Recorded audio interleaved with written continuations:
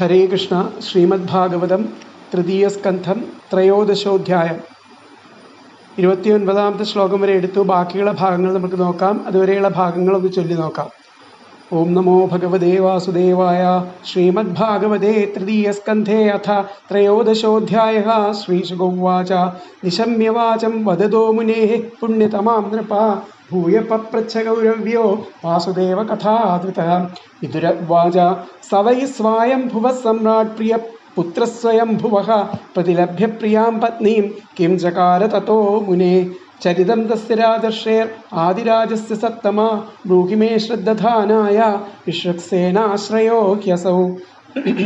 ശ്രുതസ്യ പുംസാം സുചിരശ്രമസ്യാദന്വഞ്ജസാ സൂരിഭിരീഡിതോऽർത്ഥഃ യത്തദ്ഗുണാനുശ്രവണം മുകുന്ദപാദാരവിന്ദം ഹൃദയേഷു തേഷാം ഹൃദയേഷു യേഷാം. ശ്രീശുകൗവാച ഇതി ബ്രുവാണം വിദുരം വിനീതം സഹസ്രശീഷ്ണശ്ചരണോപധാനം പ്രഹൃഷ്ടരോമാ ഭഗവത്കഥായാം പ്രണീയമാനോ മുനിരഭ്യജഷ്ട. മൈത്രേയ ഉവാച യദാ സ്വഭാര്യയാ സാകം ജാതസ്വായംഭുവോ മനുഃ പ്രാഞ്ജലിഃ പ്രണതശ്ചേദം വേദഗർഭമഭാഷത.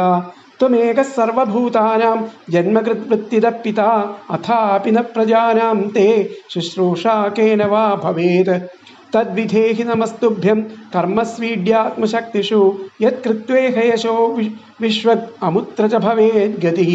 ബ്രഹ്മോവാച പ്രീതസ്തുഭ്യമഹം താത സ്വസ്തിസ്താദ്വാംക്ഷിതീശ്വര യന്നിർവ്യളീകേന ഹൃദാ ശാധി മേത്യാത്മനാർപ്പിതം.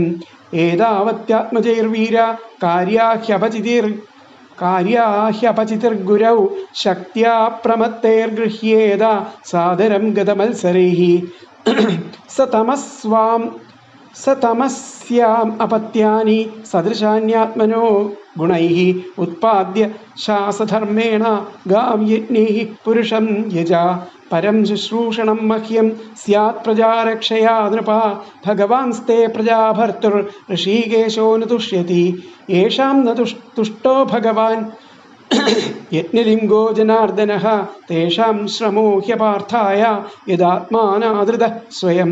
മനുരുവാച ആദേശേഹം ഭഗവതോ വർത്തേയാമീവ സൂദന സ്ഥാനം ത്വിഹാനുജാനീഹി പ്രജാനാം മമ ച പ്രഭോ. യദോകഃ സർവസത്വാനാം മഹീഭഗ്നാമഹാംഭസി അസ്യാ ഉദ്ധരണേ യത്നോ ദേവദേവ്യാ വിധീയതാം. മൈത്രേയ ഉവാച പരമേഷ്ഠീ ത്വപാം മധ്യേ തഥാ സന്നാമവേക്ഷ്യ ഗാം കഥമേനാം സമുന്നേഷ്യ ഇതി ദധ്യൗ ധിയാ ചിരം. സൃജതോ മേ ക്ഷിതിർവാർഭി പ്ലാവ്യമാന രസാം ഗതാ അഥാത്ര കിമനുഷ്ഠേയം അസ്മാഭിः സർഗയോജിതൈഃ. യസ്യാഹം ഹൃദയാദാസം സ ഈശോ വിദധാതു മേ ഇത്യഭിധ്യായതോ നാസാ വിവരായ് സഹസാനഖാ വരാഹതോകോ നിരഗാത് അംഗുഷ്ഠപരിമാണകഃ. തസ്യാഭിപശ്യതഃ ഖസ്ഥഃ ക്ഷണേന കില ഭാരത ഗജമാത്രപ്രവൃധേ തദദ്ഭുതം അഭൂന്മഹത്. മരീചി പ്രമുഖൈർവിപ്രൈഃ കുമാരൈർമനുനാ സഹ ദൃഷ്ട്വാ തൽസൗകരം രൂപം തർക്കയാമാസ ചിത്രധാ. കിമേതൽ സൗകരവ്യാജം സത്വം ദിവ്യമവസ്ഥിതം അഹോബദാശ്ചര്യമിദം നാസായാ മേ വിനിസൃതം. ദൃഷ്ടോംഗുഷ്ഠശിരോ മാത്രഃ ക്ഷണാത് ദണ്ഡശിലാസമഃ അപി സ്വിദ് ഭഗവാനേഷ യജ്ഞോ മേ ഖേദയന്മനഃ. ഇതി മീമാംസതസ്തസ്യ ബ്രാഹ്മണഃ സഹ സൂനുഭിः ഭഗവാൻ യജ്ഞപുരുഷോ ജഗർജാഗേന്ദ്രസന്നിഭഃ.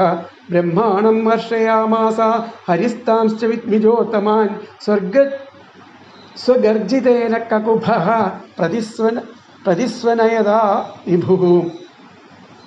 നിശമ്യേം തേ ഘർഘരിതം സ്വഖേദക്ഷയിഷ്ണുമായാമയസൂകരസ്യ ജനസ്തപഃ സത്യനിവാസിനസ്തേ ത്രിഭിഃ പവിത്രൈർമുനയോ ഗൃണൻ സ്മ.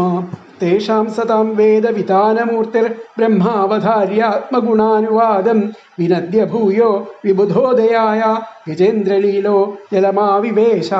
ഉക്ഷിപ്തവാലഖജര കഠോര സടാവിധുന്വൻ ഖരരോമശത്വക് खुराहताभ्रस्थितदंश्रैक्षा ज्योतिर्बभासे भगवान् महीध्र घ्राणेन पृथ्व्या पदवीं विजिघ्रन् क्रोडापदेश स्वयमध्वरां कराळदंष्ट्राप्यकराळदृग्भ्याम् उद्वीक्ष्य विप्रान् गृणदो विशद्कम् स वज्रकूडाङ्गनिपातवेगविशीर्णकुक्षि स्ननयन्नुदन्वान् उत्सृष्टदीर्घोर्मि भुजैरिवार्तश्चुक्रोशयज्ञेश्वर पाहि മേതി.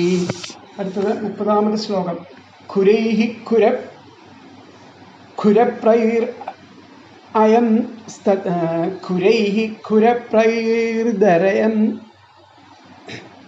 സ്തദാപ ഉൽപാരപാരം ത്രിപരൂരസായാം ദദർശഗാം തത്ര സുഷുപ്സുരഗ്രേയാം ജീവധാനിം സ്വയമഭ്യധത്ത ഖുരൈഹി ക്ഷുരപ്രൈർദരയം സ്തദാപ ഉൽപാരപാരം ത്രിപരൂരസായാം ദദർശഗാം തത്ര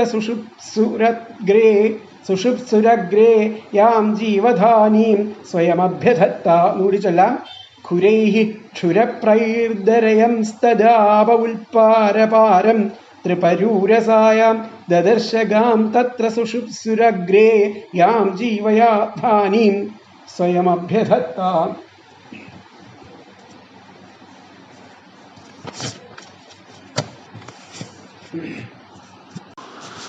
അപ്പോൾ ആ യജ്ഞവരാഹമൂർത്തി ഖുരൈഹി ക്ഷുരപ്രൈർദരയസ്തബ്ദാപ ഉൽപാരപാരം, അദ്ദേഹം ആ വരാഹമൂർത്തി തൻ്റെ ആ കുളമ്പുകളാൽ ആ ജലപ്പരപ്പിനെ അങ്ങോട്ട് പിളർന്നു, അതിലങ്ങോട്ട് അടിച്ച് പിളർന്നു. എന്നിട്ട് അതിൻ്റെ അടിയിലെ ആ രസാതലത്തിൽ രസാതലത്തിലെ ആ ആ ഭൂമിയെ അവിടെ കണ്ടു.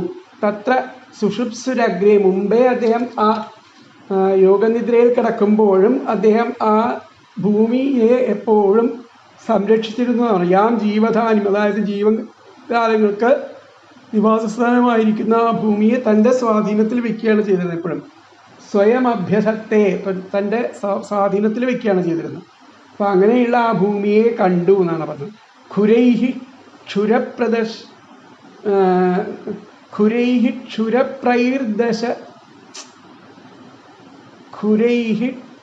ക്ഷുരപ്രൈർദരയം സ്തദാപ ഉൽപാരപാരം ആണ്. അപ്പോൾ അതിൽ താം അങ്ങനെ ത്രിപരൂഹു എന്ന് പറയുന്നതാണ് യജ്ഞമൂർത്തി. ത്രിപരു എന്ന് പറയുന്ന യജ്ഞമൂർത്തിയാണ് പറയുന്നത്. യജ്ഞവരാഹമൂർത്തിയായിരിക്കുന്ന അങ്ങനെ ആ വരാഹമൂർത്തി ക്ഷുരപ്രൈഹി ഖുരൈഹി, മൂർച്ചയുള്ള കുളമ്പുകളാൽ, ക്ഷുരപ്രൈഹി ഖുരൈഹി, മൂർച്ചയുള്ള കുളമ്പുകളാൽ, ഉൽപാരപാരം അറ്റമില്ലാത്ത, ഉൽപാരപാരം എന്ന് പറഞ്ഞു കഴിഞ്ഞാൽ അറ്റമില്ലാത്ത ആ ജലപ്പരപ്പിനെ ദരയൻ എന്ന് പറഞ്ഞു കഴിഞ്ഞാൽ പിളർന്നുകൊണ്ട് രസായാം ആ പാതാളത്തിൽ ഗാം ദദർശ ഭൂമിയെ കണ്ടു. അഗ്രേ അതിനു മുമ്പ് തന്നെ തത്ര അതിൽ ആ ജലത്തിൽ സുഷുപ്തി ശയിപ്പാൻ ആഗ്രഹിക്കുന്നവനായിട്ട് ജീവധാനീം ജീവങ്ങൾക്ക് ആധാരഭൂതമായിരിക്കുന്ന യാതൊരു ഭൂമിയെ സ്വയം താൻ തന്നെ അഭ്യസത്ത ഉള്ളിൽ ധരിച്ചിരുന്നു. എന്നൂടി പറയാം. താം അങ്ങനെ ത്രിപരൂ യജ്ഞവരാഹമൂർത്തി ക്ഷുരപ്രൈഹി ഖുരൈഹി മൂർച്ചയുള്ള കുളമ്പുകളാൽ, ഉൽപാരപാരം അറ്റമില്ലാത്ത അപഹ ജലപ്പരപ്പിനെ ദരയൻ പിളർന്നുകൊണ്ട് പോയപ്പോൾ രസായാം ആ പാതാളത്തിൽ ഗാം ദദർശ ഭൂമിയെ കണ്ടിട്ട് അഗ്രേ ഇതിനു മുൻപ് തന്നെ തത്ര അവിടെ ആ ജലത്തിലെ സുഷുപ്സുഹു ശയിപ്പാൻ ആഗ്രഹിക്കുന്നവനായിട്ട് ജീവധാനീം ആ ജീവങ്ങൾക്ക് ആധാരഭൂതമായിരിക്കുന്ന യാതൊരു ഭൂമിയെ സ്വയം താൻ തന്നെ അഭ്യസത്ത ഉള്ളിൽ ധരിച്ചിരുന്നു. അതിലത്തെ അന്വയം വരുന്നത് തഥാ ത്രിപരുഹു ക്ഷുരപ്രൈഹി ഖുരൈഹി ഉത്പാരപാരം ആപഹ ദരയൻ രസായാം ഗാം ദദർശ അഗ്രേ തത്ര സുഷുപ്സു ജീവധാനീം യാം സ്വയം അഭ്യദത്ത. ഒന്നുകൂടി പറയാം. തദാ ത്രിപരുഹു ഖുരപ്രൈഹി ക്ഷുരപ്രൈഹി ഉൽപാരപാരം ആപഹ ദരയൻ രസായാം ഗാം ദർശയൻ അഗ്രേ തത്ര സുഷുപ്സു ജീവധാനീം യാം സ്വയം അഭ്യദത്ത. അതായത് അങ്ങനെ ആ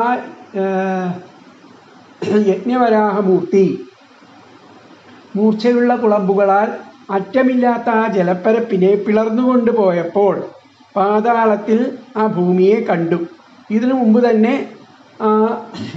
ജലത്തിൽ യോഗശൈലിയിൽ ശയിക്കുന്നവനായിട്ടിരിക്കുന്ന ആ ഭഗവാൻ ജീവധാനിയും ജീവങ്ങൾക്ക് ആധാരഭൂതമായിരിക്കുന്ന ആ ഭൂമിയെ സ്വന്തം ഉള്ളിൽ ധരിച്ചിരുന്നു. ഒന്നുകൂടി പറയാം. അങ്ങനെ ആ യജ്ഞവരാഹമൂർത്തി മൂർച്ചയുള്ള കുളമ്പുകളാൽ അറ്റമില്ലാത്ത ആ ജലപ്പരപ്പിനെ പിളർന്നുകൊണ്ട് പോയപ്പോൾ പാതാളത്തിൽ ഭൂമിയെ കണ്ടു. ഇതിനു മുമ്പ് തന്നെ അതിൽ ശയിപ്പാൻ ആഗ്രഹിക്കുന്നവനായിട്ട് ജീവങ്ങൾക്ക് ആധാരഭൂതങ്ങളായിരിക്കുന്ന ആ യാതൊരു ഭൂമിയെ താൻ തന്നെ ഉള്ളിൽ ധരിച്ചിരുന്നു. അതായത് ആ യജ്ഞമൂർത്തിയായിരിക്കുന്ന ഭഗവാൻ തൻ്റെ മൂർച്ചയേറിയ കുളമ്പടികൾ കൊണ്ട് മറുകര കണ്ടെത്താൻ സാധിക്കാത്ത ആ സമുദ്ര ജലത്തെ പിളർന്നു. അപ്പോൾ ആ രസാതലത്തിൽ ഭൂമിയെ കണ്ടു. ജീവജാലങ്ങൾക്ക് നിവാസസ്ഥാനമായ ആ ഭൂമിയെ ഭഗവാൻ യോഗനിദ്രയെ അവലംബിക്കുമ്പോഴും സൂക്ഷ്മരൂപത്തിൽ സ്വന്തം അധീനത്തിൽ സംരക്ഷിച്ചിരുന്നു എന്നാണ് പറയുന്നത്. ത്രിപരൂഹു എന്ന് പറഞ്ഞാൽ ത്രീണി പരൂംഷി സവനാത്മകാനി പർവാണി യസ്യ യജ്ഞമൂർത്തിർ ഇത്യർത്ഥഃ. പരു എന്ന് പറഞ്ഞാൽ യാഗത്തിലെ സവനം, 3 അങ്ങനത്തെ ആ സവനങ്ങൾക്ക് പരൂംഷി സവനാത്മകാനി പർവാണി. ദശപൂർണമാസ പ്രകരണത്തിലാണ് ഇത് പരിശബ്ദം വരുന്നത്. പരു എന്ന് പറഞ്ഞു കഴിഞ്ഞാൽ സവനം,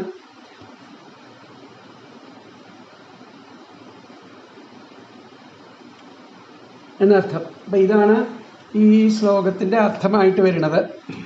അപ്പോൾ നമുക്ക് നോക്കാം.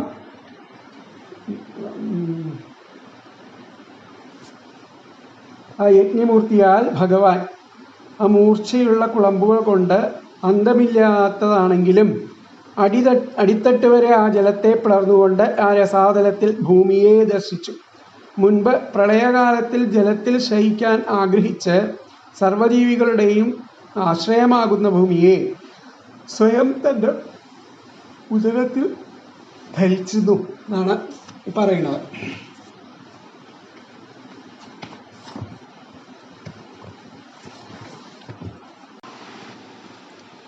ആ പ്രാതർ മധ്യാഹ്ന സായങ്കാലങ്ങളിൽ ചെയ്യുന്ന ആ 3 വിധം യജ്ഞങ്ങളാകുന്ന ദേഹത്തോടു കൂടിയ ഭഗവാൻ യജ്ഞമൂർത്തി കരയില്ലാതെ എങ്ങും നിറഞ്ഞിരിക്കുന്ന ആ ജലത്തിൻ്റെയും കര കാണുവാൻ തക്ക വിധം തൻ്റെ മൂർച്ചയുള്ള ആ കുളമ്പുകൾ കൊണ്ട് ആ സമുദ്രജലത്തെ അടിച്ചുടച്ചും കൊണ്ട് പ്രവേശിച്ചപ്പോൾ രസാതലത്തിൽ പ്രവേശിച്ചിരിക്കുന്ന ഭൂമിയെ കണ്ടു. ഈ ഭൂമി ജീവരാശികളുടെ നിവാസസ്ഥാനം ആയതുകൊണ്ട് പ്രളയജലത്തിൽ യോഗനിദ്ര ചെയ്യുന്ന ആ സമയത്ത് കൂടെ സ്വന്തം സ്വാന്തർഭാഗത്തിൽ സൂക്ഷ്മരൂപമായിട്ട് ഭഗവാൻ സൂക്ഷിച്ചിട്ടുണ്ടായിരുന്നു. ജീവാനുഗ്രഹത്തിന് വേണ്ടിയിട്ട് ആ സൃഷ്ടിയാദി ലീലകളെ നടത്തുന്ന ആ ശ്രീ ഭഗവാന്റെ പ്രിയപത്നിയാണ് ഭൂമി എന്ന് പറയുന്നത്. സ്വന്തമായിട്ട് ആ ഭൂമിയെ ഭഗവാൻ ധരിച്ചിരുന്നു. ഇതിലത്തെ ആ വ്യാഖ്യാനം എന്താണെന്ന് നമുക്കൊന്ന് നോക്കാം.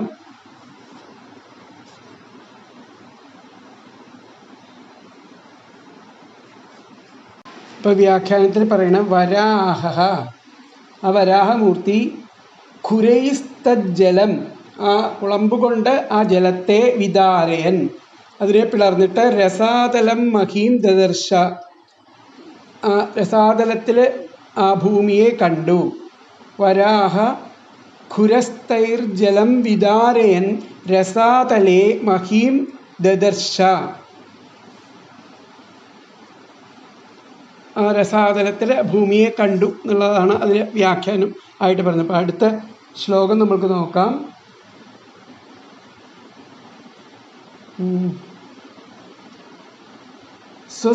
അടുത്ത 2 ശ്ലോകങ്ങൾ ഒരുമിച്ചിട്ടാണ് അർത്ഥവ്യാപ്തി വരുന്നത്. അതുകൊണ്ട് അത് രണ്ടും കൂടി ചൊല്ലിയിട്ട് നോക്കാം നമുക്ക്. സ്വദംശ്രയോദ്ധൃത്യ മഹീം നിമഗ്നാം സ ഉത്ഥിത സംരുചേ രസായാഃ തത്രാപി ദൈത്യം ഗദയാ പതന്തം സുനാഭസന്ദീപിത തീവ്രമന്യുഃ. സ്വദംശ്രയോദ്ധൃത്യ മഹീം നിമഗ്നാം സ ഉത്ഥിത സംരുചേ രസായാഃ തത്രാപി ദൈത്യം ഗദയാ പതന്തം സുനാഭ സന്ദീപിത തീവ്രമന്യുഃ. ജഘാനരുന്ധാനമസഹ്യ വിക്രമം സലീലയേഭം മൃഗരാടിവാംഭസി തദ്രക്തപങ്കാങ്കിതഗണ്ഡതുണ്ടോ യഥാ ഗജേന്ദ്രോ ജഗതിം വിഭിന്ദൻ. ജഘാനരുന്ധാനം അസഹ്യവിക്രമം ജഘാനരുന്ധാനമസഹ്യവിക്രമം സലീലയേഭം മൃഗരാടിവാംഭസി തദ്രക്തപങ്കാങ്കിതഗണ്ഡതുണ്ടോ യഥാ ഗജേന്ദ്രോ ജഗതിം വിഭിന്ദൻ. സ്വദംശ്രയോദ്ധൃത്യ മഹീം നിമഗ്നാം, ആ വെള്ളത്തിൽ മുങ്ങിപ്പോയിരിക്കുന്ന ഭൂമിയെ സ്വന്തം ദംഷ്ട്രകളെ കൊണ്ട് ഉദ്ധൃത്യ ഉയർത്തിയപ്പോൾ സ ഉത്ഥിത സംരുചേ, അദ്ദേഹത്തെ കാണാൻ വളരെ യജ്ഞവരാഹമൂർത്തി അങ്ങനെ പൊക്കിയെടുത്ത് അദ്ദേഹം വളരെയധികം ശോഭിച്ചു. ഉത്ഥിത സംരുചേ രസായാഃ തത്രാപി ദൈത്യം, അപ്പം ആ രസാതലത്തിൽ നിന്നും അവിടെ ദൈത്യൻ, ഒരു അസുരൻ, ഗദയാപതന്തം, ഗദയുമായിട്ട് വന്നു. സുനാഭസന്ദീപിത തീവ്രമന്യുഃ,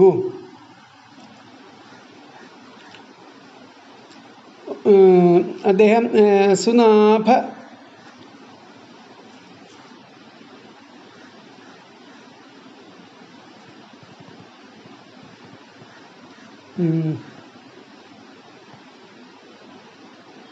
ഇവിടെ പറഞ്ഞിരിക്കാൻ ആ സുദർശന ചക്രം പോലെ, സുനാഭ സന്ദീപിത, സുദർശന ചക്രം പോലെ ദീപ്തം ആയിരിക്കുന്ന, ആ ചക്രം പോലെ ജ്വലിച്ചു കൊണ്ടിരിക്കുന്ന കോപത്തോടെ ദീപ്തമന്യുഹു ജഘാനരുന്ധാനം അസഖ്യവിക്രമം, ആ ദൈത്യനെ നിഗ്രഹിച്ചു. രുന്ധാനം, വളരെ രോഷത്തോടു കൂടിയിട്ട്, അസഹ്യവിക്രമം, തൻ്റെ വലിയ ആ വിക്രമം കാണിച്ചുകൊണ്ട്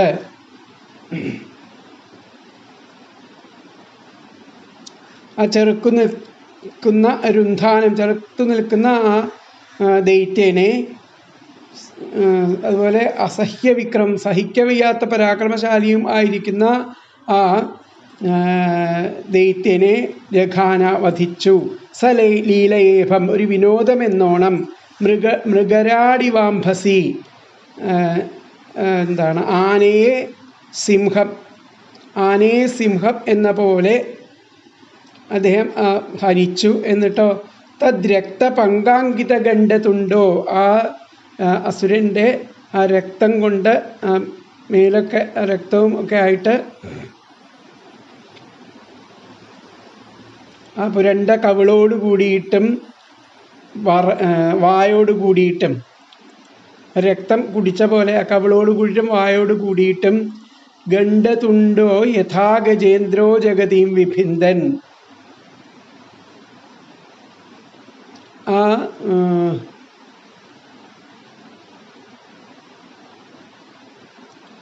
അദ്ദേഹം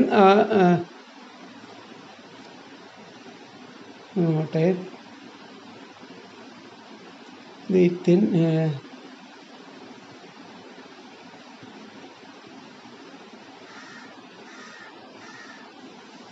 കൊമ്പനാനയെ പോലെ, എങ്ങനെ, മൺപാറയെ വിഭിന്ദൻ, ജഘാനം ജഗതീം, മൺപാറയെ കുത്തി ഇടിച്ചു നിൽക്കുന്ന പാറകളെ കുത്തി ഇടിച്ചു നിൽക്കുന്ന ആ രോഷം പൂണ്ട ആ ആനയെ പോലെ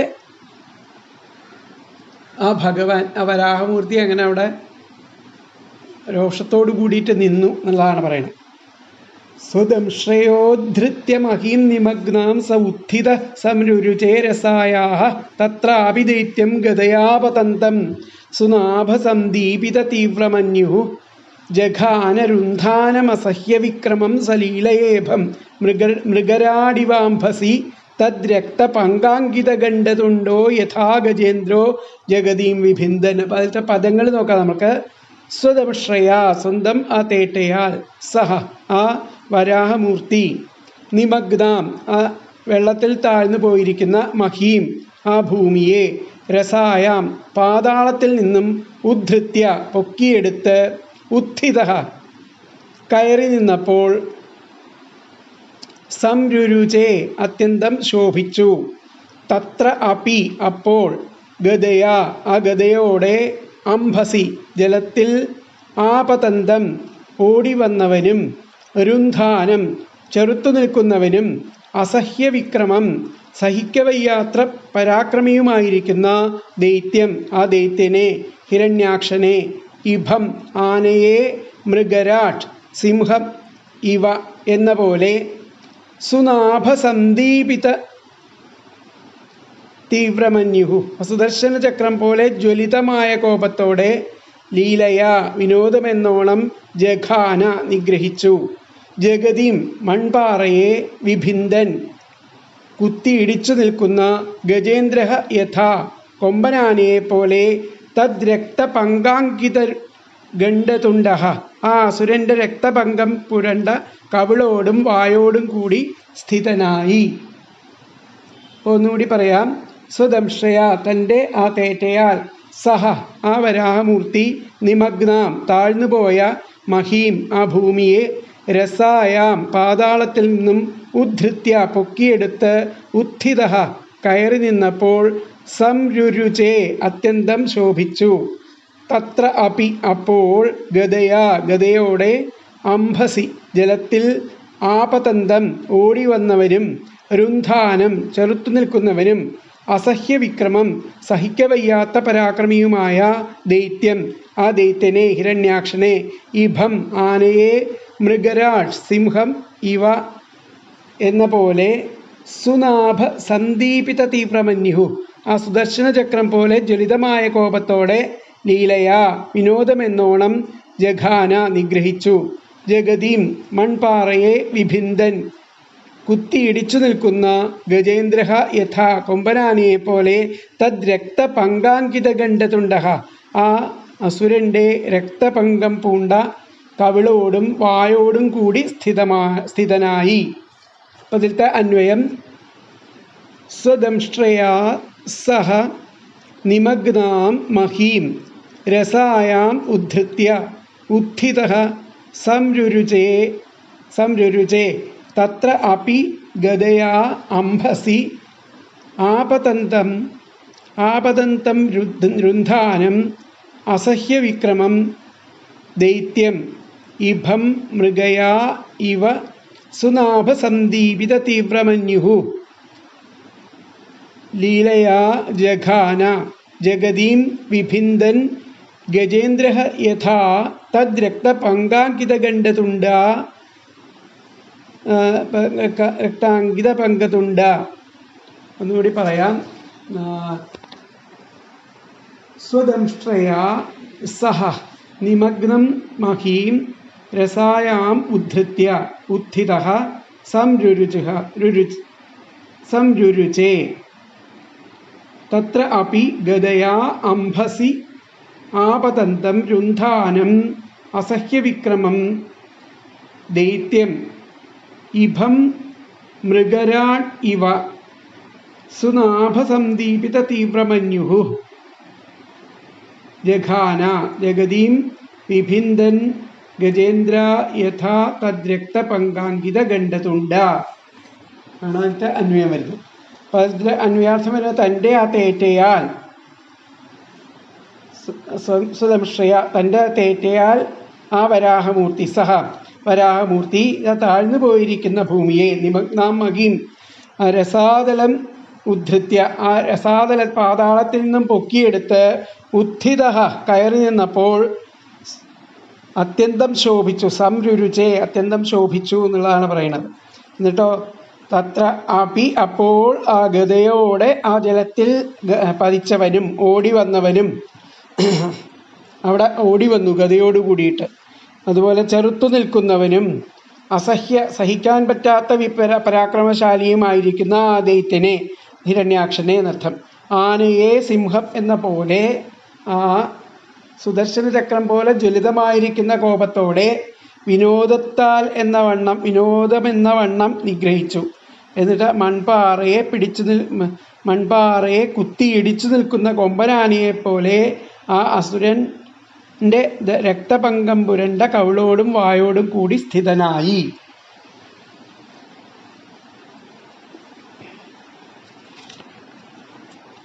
അപ്പോൾ വരാഹമൂർത്തി രസാതലത്തിൽ മുങ്ങിക്കിടന്നിരുന്ന ആ ഭൂമിയെ തൻ്റെ തേറ്റ കൊണ്ട് ഉദ്ധരിച്ച് പൊന്തി വന്ന് വളരെയധികം ശോഭിച്ചു. അവിടെ വെച്ച് ആ ഗതയോടുകൂടി തൻ്റെ നേരെ പൊറുക്കാനാവാത്ത പരാക്രമത്തോടെ ആ തടഞ്ഞ ഹിരണ്യാക്ഷനെ സുദർശന ചക്രം കൊണ്ട് ഉദ്ദീപിപ്പിക്കപ്പെട്ട ആ കോപത്തോടു കൂടിയവനായിട്ട് ആ സിംഹം ആനയെ എന്ന പോലെ ആ സമുദ്രത്തിൽ വെച്ച് തന്നെ പ്രഹരിച്ചു. ആ അസുരൻ്റെ കൊഴുത്ത രക്തം പുരണ്ട ആ കവിളാർന്ന മുഖത്തോടുകൂടി ആ ഭഗവാൻ ഭൂമിയെ പിളരുന്ന ഒരു ഗജേന്ദ്രനെ പോലെ അങ്ങനെ അവിടെ ശോഭിച്ചു. അല്ലയോ പ്രിയപ്പെട്ടവനെ വിതുര, തൻ്റെ അങ്ങനെ ശോഭിച്ചു എന്നാണ് ഈ ശ്ലോകത്തിൻ്റെ അർത്ഥം ആയിട്ട് വരുന്നത്. അപ്പോൾ ദംഷ്ട്ര കൊണ്ട് ഭൂമിയെ ഉദ്ധരിച്ച് ആ രസാതലത്തിൽ നിന്നും ഉയർന്ന് ആ ഭഗവാൻ ഏറ്റവും ശോഭിച്ചു. ആ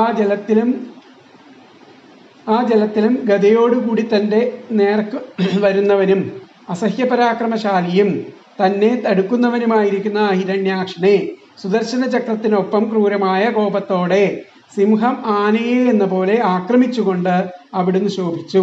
ഹിരണ്യാക്ഷൻ്റെ ആ രക്തപങ്കത്താൽ അലങ്കൃതമായിരിക്കുന്ന ഗണ്ഡത്തോടും കവിള മുഖത്തോടും കൂടി കാവിമണ്ണു ചേർന്ന ഭൂമിയെ കുത്തിപ്പിളർന്നിരിക്കുന്ന ഗജത്തിന് ഒപ്പം അങ്ങ് കാണപ്പെടുകയുണ്ടായല്ലോ ആണ് പറഞ്ഞിരിക്കുന്നത്. അപ്പം ഇതിൽ ജലത്തിൽ താണുകിടക്കുന്ന ഭൂമിയെ ദംഷ്ട്ര ധരിച്ച് മേൽപോട്ട് ഉയർത്തിക്കൊണ്ടുവരുന്ന ആ യജ്ഞവരാഹമൂർത്തി രൂപനായിരിക്കുന്ന ഭഗവാൻ അധികം ശോഭിച്ചു. അവിടെയും ദേവശത്രുവായിരിക്കുന്ന ആ ഹിരണ്യാക്ഷൻ എന്നു പേരായ ആ ആദിദൈത്യനെ സംഹരിക്കുക എന്നുള്ളതു ആയ ആ മറ്റൊരു പ്രയോജനവും ആ ഭഗവാൻ സാധിച്ചു.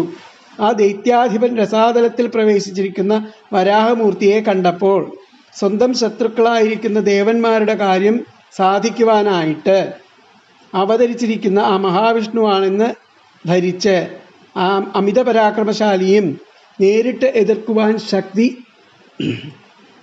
ശക്തനും ആകയാൽ ഗദയെ ധരിച്ചുകൊണ്ടും യുദ്ധത്തിനായി ഭഗവാന്റെ നേർക്ക് വന്നപ്പോൾ ഭഗവാനെ വിട്ടുപിരിയാതെയിരിക്കുന്ന സുദർശന ചക്രം ഭഗവത് സന്നിധിയിൽ വന്ന് നമസ്കരിച്ച ശേഷം, ഹേ ദേവ, ഈ ദൈത്യനെ സംഹരിപ്പാനുള്ള കൽപ്പന തന്നാലും ഞാൻ ഉടനെ സംഹരിച്ചു കൊള്ളാം എന്നുണർത്തിച്ച് സിംഹം ഗജത്തെ എന്ന പോലെ ആ ജലത്തിൽ വെച്ച് തന്നെ അവനെ സംഹരിച്ചു. അവൻ്റെ ദേഹത്തിൽ നിന്നുണ്ടായിട്ടുള്ള ആ രക്തത്തുള്ളികൾ കവിൾത്തടത്തിലും മുഖത്തും വ്യാപിച്ചിരുന്നു. അങ്ങനെ ആ ഗൈരികാദി പൊടികൾ വ്യാപിച്ചു ഇരിക്കുന്ന ആ പർവ്വത തടത്തെ കുത്തിയിടിച്ച് കൊമ്പുകളോടുകൂടിയ ഒരു ഗജേന്ദ്രശ്രേഷ്ഠൻ എന്ന പോലെ ആ ജലമധ്യത്തിൽ വരാഹമൂർത്തി നിന്ന് അതിൽ പൊങ്ങി വന്നു, ആ ജലത്തിൽ നിന്നും പൊങ്ങി വന്നു എന്നർത്ഥം. ഇതിലത്തെ ആ വ്യാഖ്യാനം നമുക്കൊന്ന് നോക്കാം.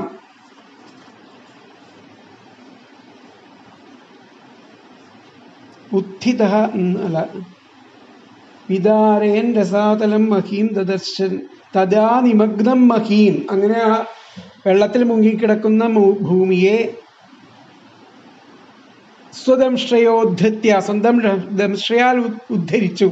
രസായാഹ രസാതലത്തിൽ നിന്നും ഉത്ഥിത പുറത്തേക്ക് കൊണ്ടുവന്നു. തത്രാപി അപ്പോൾ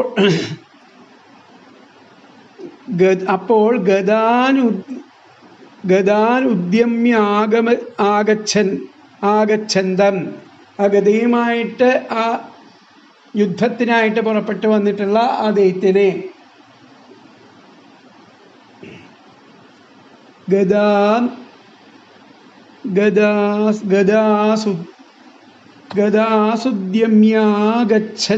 ഗച്ഛന്തം സുൽക്ഷിപന്തം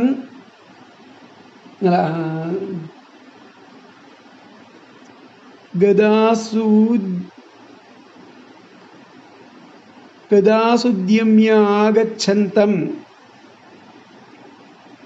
അസഹ്യവിക്രമം ദൈത്യം, സഹിക്കാൻ പറ്റാത്ത വിക്രമമുള്ള ആ ദൈത്യൻ ദൈത്യനെ ലീലയാ ഹത്യ വിനോദം എന്നോണം കൊന്ന് തദ് രക്തപങ്കാങ്കിത ഗണ്ഡതുണ്ടോ ആ രക്തം കൊണ്ട്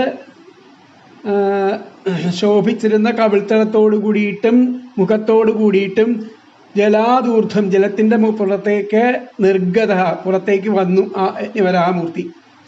അപ്പോൾ തത്രാപി അതിനു മുമ്പേ തഥാ നിമഗ്നാം മഹീം സ്വദംശ്രയോധൃത്യ രസായാഹ ഉത്ഥിതഃ തത്രാപി ഗദാം ഉദ്യമ്യാഗച്ഛന്തും അസഹ്യവിക്രമം ദൈത്യം ലീലയാ ഹത്വാ തദ് രക്തപങ്കാങ്കിതഗണ്ഡതുണ്ടോ ജലാദൂർധ്വം നിർഗതഃ.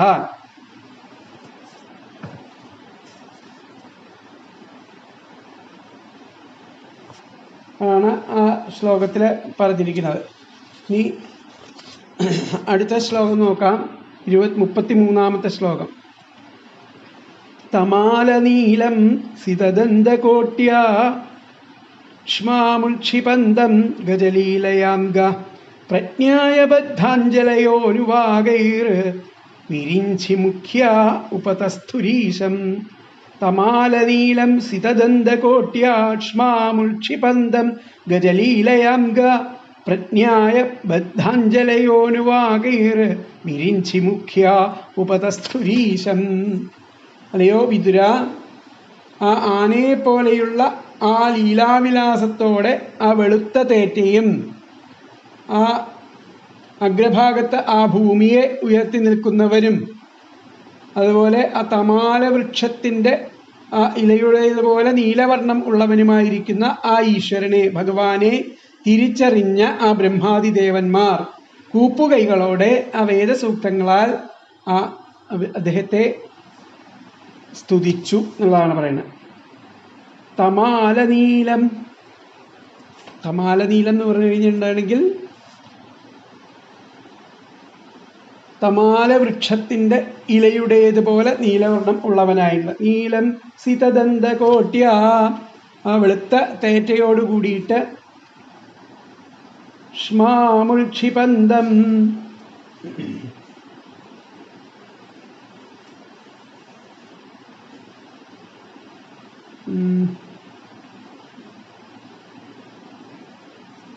ഉയർന്നു നിൽക്കും ആ ഭൂമിയെ.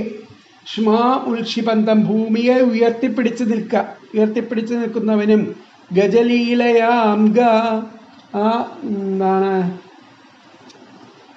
ഗജത്തിൻ്റെ ലീല ആടിയ ആ ആനയുടേതുപോലുള്ള ലീലാവിലാസത്തോടെ ആടി നിൽക്കുന്ന പ്രജ്ഞായ ബദ്ധാഞ്ജലയോ ആ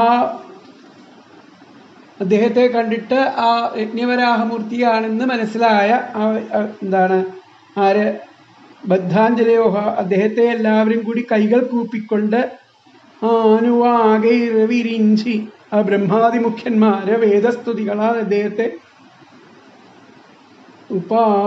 ഉപതസ്ഥുരീശം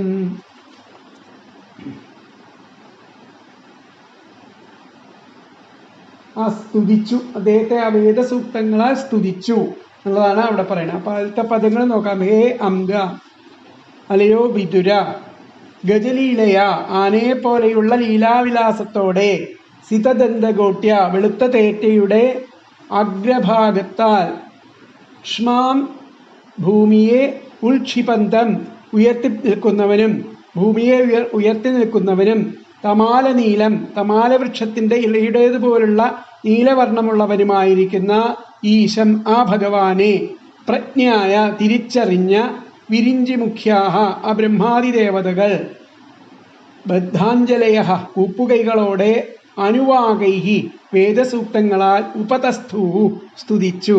ഒന്നും കൂടി പറയാം. ഹേ അംഗ അല്ലയോ വിതുര, ഗജലീലയ ആനയെപ്പോലെയുള്ള ലീലാവിലാസത്തോടെ സിതദന്തഗോട്യ വെളുത്ത തേറ്റയുടെ അഗ്രഭാഗത്താൽ ക്ഷ്മാം ഭൂമിയെ ഉൾക്ഷിപന്തം ഉയർത്തി നിൽക്കുന്നവനും തമാലനീലം തമാലവൃക്ഷത്തിന്റെ ഇലയുടേതുപോലുള്ള നീലവർണ്ണം ഉള്ളവനുമായിരിക്കുന്ന ഈശം ആ ഭഗവാനെ പ്രജ്ഞായ തിരിച്ചറിഞ്ഞ വിരിഞ്ചിമുഖ്യാഹ ആ ബ്രഹ്മാദികൾ ബദ്ധാഞ്ജലയ കൂപ്പുകൈകളോടെ അനുവാകൈഹി വേദസൂക്തങ്ങളാൽ ഉപതസ്ഥു ആ യജ്ഞവരാഹമൂർത്തിയെ സ്തുതിച്ചു.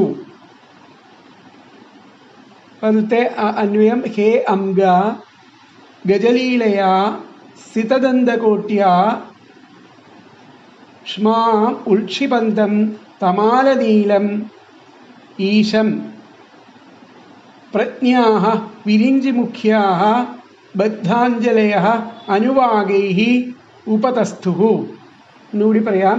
ഹേ അംഗ ഗജലീലയ സിതദന്തകോട്യ ക്ഷ്മാം ഉൾക്ഷിപന്തം തമാലനീലം ഈശം പ്രജ്ഞായ വിരിഞ്ചിമുഖ്യാഃ ബദ്ധാഞ്ജലയഃ അനുവാകൈഃ ഉപതസ്ഥുഃ.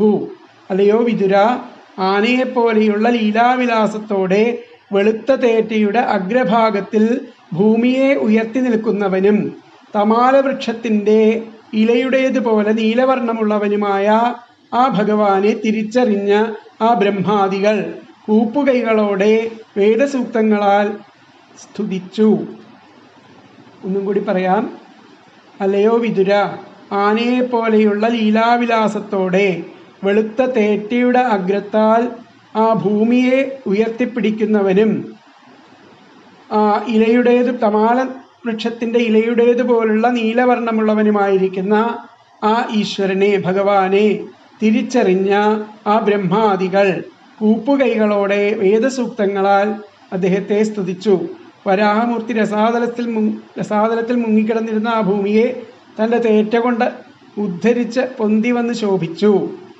അവിടെ വെച്ച് ഗദയോടുകൂടി തൻ്റെ നേരെ വന്ന് പൊറുക്കാൻ ആവാത്ത പരാക്രമത്തോടെ തടഞ്ഞ ഹിരണ്യാക്ഷനെ സുദർശന ചക്രം കൊണ്ട് ഉദ്ദീപിപ്പിക്കപ്പെട്ട കോപത്തോടു കൂടിയവനായിട്ട് സിംഹം ആനയെ എന്ന പോലെ ആ സമുദ്രത്തിൽ വെച്ച് തന്നെ പ്രഹരിച്ചു എന്ന് പറഞ്ഞു. ആ അസുരന്റെ കൊഴുത്ത രക്തം പുരണ്ട കവിളാർന്ന മുഖത്തോടു കൂടിയ ഭഗവാൻ ഭൂമി കുത്തിപ്പിളരുന്ന ഒരു ഗജേന്ദ്രനെ പോലെയായി. അതിനുശേഷം അല്ലയോ പ്രിയപ്പെട്ടവനെ വിതുര, തൻ്റെ വെളുത്ത ദംഷ്ടയാൽ അതിൻ്റെ അഗ്രത്തിൽ ഭൂമിയെയും ധരിച്ചുകൊണ്ട് ഒരു ആനയുടെ ലീലാവിലാസത്തോടെ ശോഭിക്കുന്നവനായിട്ടുള്ള തമാലവൃക്ഷത്തിൻ്റെ ഇലയുടെ വർണ്ണത്തോടു കൂടി വിരാജിക്കുന്നവനായിരിക്കുന്ന ആ വരാഹമൂർത്തി സാക്ഷാൽ ഭഗവാൻ തന്നെ എന്ന് മനസ്സിലാക്കിയ ആ ബ്രഹ്മാദികൾ അഞ്ജലീബദ്ധരായിക്കൊണ്ട് ആ തന്തിരുവടിയെ വേദസൂക്തങ്ങളാൽ ചൊല്ലി സ്തുതിച്ചു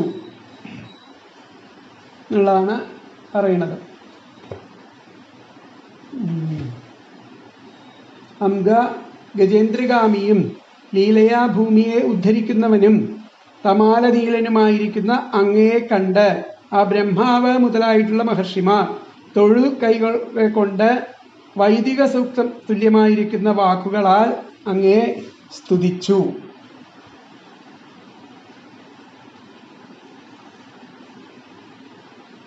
പൂജ്യവിതുര, ഗജമെന്ന പോലെ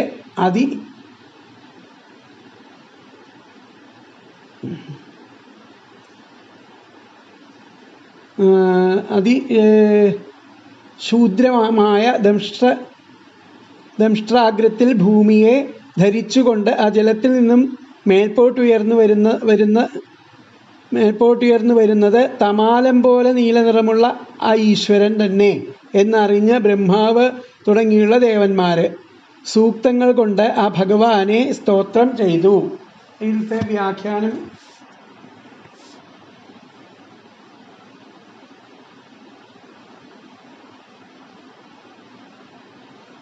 തഥാ ബ്രഹ്മമരീച്യാദയോ ദന്തകോട്യ മരീചി തുടങ്ങിയിട്ടുള്ള മഹർഷീശ്വരന്മാരെല്ലാവരും തന്നെ ദന്തകോട്യ അനവധി ആ മഹർഷിഗണങ്ങള് ക്ഷ്മാം ഉൽക്ഷിപന്തം ആ ഭൂമിയെയും കൊണ്ട് പൊങ്ങി വരുന്ന തമാലനീലം ഹരിം ആ തമാലവൃക്ഷത്തിന്റെ നീലനിറം കലർന്ന ആ ഹരിയെ ഹരിയെ കണ്ടിട്ട് ബദ്ധാഞ്ജലാംഗ ആംഗസ്തുഷ്ടുവുഹു ആ കൈകളെ കൂപ്പിക്കൊണ്ട് ആ അദ്ദേഹത്തെ സ്തുതിച്ചു.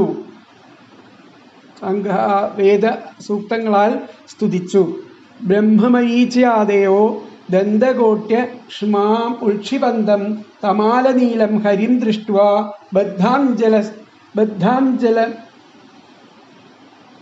ബദ്ധാഞ്ജലംഗസ്തുഷ്ടുവു എന്നാണ് അതിൽ പറഞ്ഞിരിക്കുന്നത്.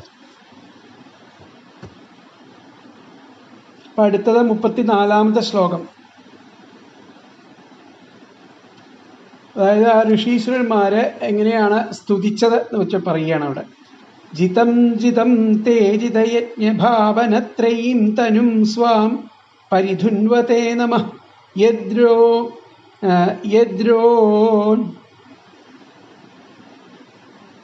യദ്രോമഗർത്തേഷു നിലീല്യുരധ്വരാസ്തസ്മൈ നമഃ കാരണസൂകരായതേ. എന്നുകൂടി പറയാം. ജിതം ജിതം തേ ജിതയജ്ഞഭാവനത്രയീം തനും സ്വാം പരിധുൻവതേ നമഃ യദ്രോമഗർത്തേഷു നിലീല്യുരധ്വരാസ്തസ്മൈ നമഃ കാരണസൂകരായതേ. അജിത ജയിച്ചവനെ, അജിത യജ്ഞഭാവന, ഭോഹോ അജിത യജ്ഞഭാവന, അല്ലയോ അജിത യജ്ഞസ്വരൂപിൻ, ജയിച്ചിരിക്കുന്ന യജ്ഞവരാഹമൂർത്തെ, ആ ഹിരണ്യാക്ഷനെ ജയിച്ചിരിക്കുന്ന യജ്ഞവരാഹമൂർത്തെ എന്നർത്ഥം. തേ അങ്ങയാൽ ജയിക്കപ്പെട്ടു, ജയം നേടപ്പെട്ടു, സ്വന്തമായ ആ വേദമായ ദേഹത്തെ നാലു ഭാഗത്തും, ത്രയീം തനും സ്വ, സ്വന്തം ആ വേദമായ ദേഹത്തെ നാല് ഭാഗത്തും ചുഴറ്റുന്നു. തനും സ്വാം പരിധുന്വതോ നമ, ചുഴറ്റുന്ന തേ അങ്ങയ്ക്ക് നമസ്കാരം. തേ അങ്ങയ്ക്ക് നമസ്കാരം. യാതൊരാളുടെ രോമകൂപങ്ങളിൽ യജ്ഞങ്ങൾ, രോമഗർത്തേഷു നിലീല്യുരധ്വര, ആ രോമകൂപങ്ങളിൽ യജ്ഞങ്ങൾ ലീനമായിരിക്കുന്നുവോ അങ്ങനെയുള്ള ആ കാരണവരാഹമൂർത്തിക്ക്, മൂർത്തിയായ അങ്ങയ്ക്ക് നമസ്കാരം. തസ്മൈ നമകാരണസൂകരായ തേ. അപ്പോൾ ഭോ അജിത യജ്ഞഭാവന പദങ്ങൾ.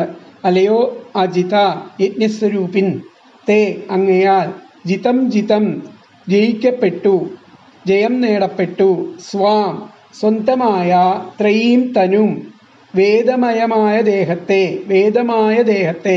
പരിധുൻവത്തെ നാലു ഭാഗത്തും ചുഴറ്റുന്ന തേ അങ്ങയ്ക്ക് നമഃ നമസ്കാരം. യത് രോമഗർത്തേഷു യാതൊരാളുടെ രോമകൂപങ്ങളിൽ, അധ്വരാഹ യജ്ഞങ്ങൾ, നിലീല്യുഹു ഹീനമായിരിക്കുന്നുവോ, തസ്മൈ അങ്ങനെയുള്ള കാരണസൂകരായ കാരണവരാഹമൂർത്തിയായിരിക്കുന്ന തസ്മൈ നമഃ അങ്ങയ്ക്ക് നമസ്കാരം. അപ്പോൾ അതിലത്തെ അന്വയം ഭോഹോ അജിത യജ്ഞഭാവന തേ ജിതം ജിതം സ്വാം ത്രയീം തനും പരിധുന്വതേ തേ നമഃ യദ്രോമഗർത്തേഷു അധ്വരാഹ നിലീല്യുഹു തസ്മൈ കാരണസൂകരായ തസ്മൈ നമഃ. ഹേ അജിത യജ്ഞഭാവന, അല്ലയോ അജിത യജ്ഞസ്വരൂപിൻ, തേ അങ്ങയാൽ, ജിതം ജിതം ജയിക്കപ്പെട്ടു, ജയം നേടപ്പെട്ടു, സ്വാം തനും സ്വാം സ്വന്തമായിട്ടുള്ള, ത്രയീം തനും വേദമായ ദേഹത്തെ, പരിധുന്വത്തെ നാലു ഭാഗത്തും ചുഴറ്റുന്ന തേ അങ്ങയ്ക്ക് നമഃ നമസ്കാരം. യദ്രോമഗർത്തേഷു യാതൊരാളുടെ ആ രോമകൂപങ്ങളിൽ അധ്വരാഹ യജ്ഞങ്ങൾ നിലീല്യുഹു ലീനമായിരിക്കുന്നുവോ തസ്മൈ അങ്ങനെയുള്ള കാരണസൂകരായ കാരണവരാഹമൂർത്തിയായ തസ്മൈ നമഃ അങ്ങക്ക് നമസ്കാരം. അന്വയം ഭോഃ അജിത യജ്ഞഭാവന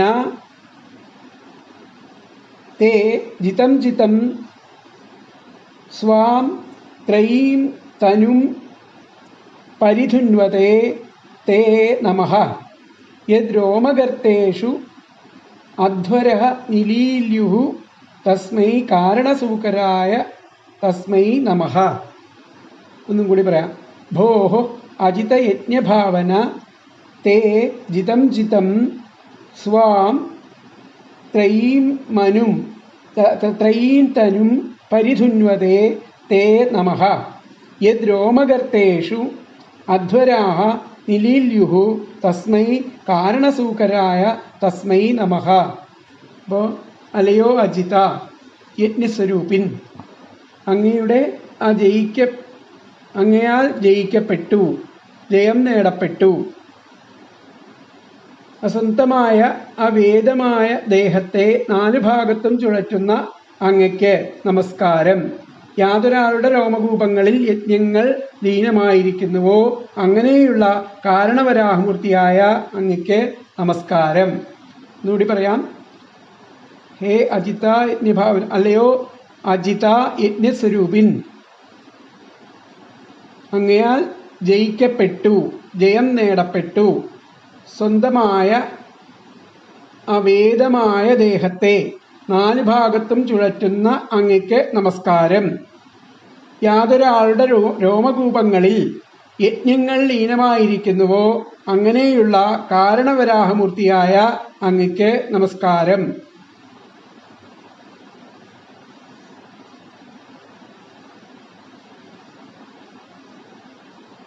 അപ്പോൾ ആരാലും ജയിക്കപ്പെടുവാൻ സാധിക്കാത്തവനും യജ്ഞങ്ങളാൽ ഉപാസിക്കപ്പെട്ടവനും ആയ അങ്ങയാൽ ജയിക്കപ്പെട്ടു.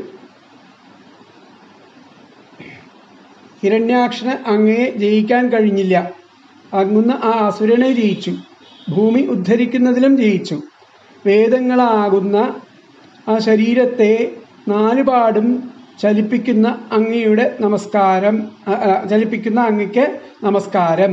യാതൊരാളുടെ രോമകൂപങ്ങളിൽ യാഗങ്ങൾ ലീനമായി കിടക്കുന്നുവോ അപ്രകാരമുള്ള കാരണസൂകരരൂപിയായിരിക്കുന്ന അങ്ങയ്ക്ക് നമസ്കാരം. ജിതം ജിതമിതി സംഭ്രമേ വീപ്സാഹ കാരണം പൃഥിവ്യുദ്ധരണം ഇത്യാദി ശ്രീധര്യം. ശ്രീധര്യത്തിൽ പറയുന്ന ജിതം ജിതം ദ്വിരുക്തി, സംഭ്രമത്തെ സൂചിപ്പിക്കുന്നു എന്നർത്ഥം. വളരെ സംഭ്രമത്തോടു കൂടി ജയിച്ചിരിക്കുന്നു. ഭൂമിയെ ഉദ്ധരിക്കുക എന്ന കാര്യത്തിൽ കാരണമായി ഭവിച്ച സൂകരം എന്ന അർത്ഥത്തിൽ സൂകരം. അധ്വരം എന്ന് പറഞ്ഞു കഴിഞ്ഞാൽ യാഗം. അധ്വരം ഇതി യജ്ഞനാമ ധരതിർ ഹിംസാകർമാതൽ പ്രതിഷേധ ഇത്യാദി യാസ്കനിരുക്തം. ഹിംസാകർമ്മത്തെ പ്രതിഷേധിക്കുന്നത് ഏതോ അതാണ് അധ്വരം, യജ്ഞം. ഹിംസാകർമ്മത്തെ പ്രതിഷേധിക്കുന്നത് ഏതോ അതാണ് അധ്വരം, യജ്ഞം എന്ന് പറയുന്നത്. തെറ്റിദ്ധരിക്കേണ്ട, യജ്ഞങ്ങള് ഹിംസയെ അനുകൂലിക്കുകയല്ല ചെയ്യുന്നത്, മറിച്ച് അതിനെ പ്രതികൂലിക്കുന്നതാണ് യജ്ഞങ്ങൾ. ഇപ്പോൾ ഇതിലെ അർത്ഥം പറഞ്ഞിരിക്കുന്നു നോക്കാം. സർവേശ്വര അങ്ങ് സർവോത്കർഷേണ വർത്തിക്കുന്നു. ആ യജ്ഞഭാവന, ആ വേദ രൂപമായിരിക്കുന്ന തൻ്റെ ആ വരാഹരൂപത്തെ കുടയുന്ന അങ്ങയ്ക്ക് നമസ്കാരം. രോമകൂപങ്ങളിൽ യജ്ഞങ്ങൾ ലയിച്ചിരിക്കുന്നവനും ഭൂമിയെ ഉദ്ധരിക്കുവാൻ വരാഹരൂപമെടുത്തവനുമായിരിക്കുന്ന അങ്ങയ്ക്ക് നമസ്കാരം.